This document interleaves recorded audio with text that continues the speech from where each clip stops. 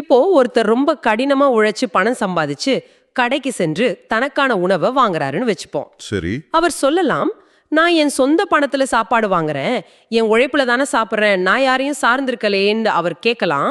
நியாயமான கேள்வி மாதிரி தான் தோணுது. நிறைய பேர் இப்படிதான் நினைக்கிறாங்க. ஆனா அவர் கையில வச்சிருக்கிற அந்த பணத்துக்கு மதிப்பு எப்படி வந்துச்சு? அதாவது அந்த காகிதத்துக்கா?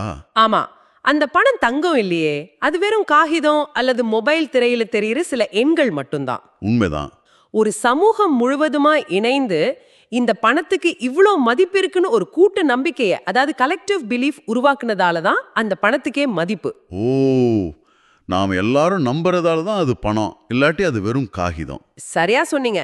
நீங்க காட்டுக்குள்ள போய் ஒரு புலிகிட்ட அந்த பணத்தை காட்டினா அதுக்கு அது வெறும் குப்பை தான்.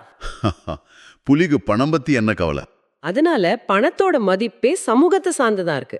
அது மட்டும் இல்லாம அந்த பணத்தை வச்சு அவர் வாங்குற உணவுப் பொருளை விளைவிக்க ஒரு விவசாயி நிலத்தை உழணும், மழையும் சூரியனும் மண்ணுல இருக்கிற கோடிக்கணக்கான நுண்ணுயிரிகளும் தங்களோட வேலையை செஞ்சிருக்கணும். இத்தனை இயற்கை மற்றும் மனித சக்திகளோட பிரம்மாண்டமான சங்கிலி தொடர்ல அந்த பணம்ங்கிறது வெறும் ஒரு சின்ன பரிமாற்ற கருவி மட்டும்தான். ஆமா, அதை வச்சுக்கிட்டு தான் தனித்து இயங்குறதா நினைக்கிறது உச்சக்கட்ட அறியாமை.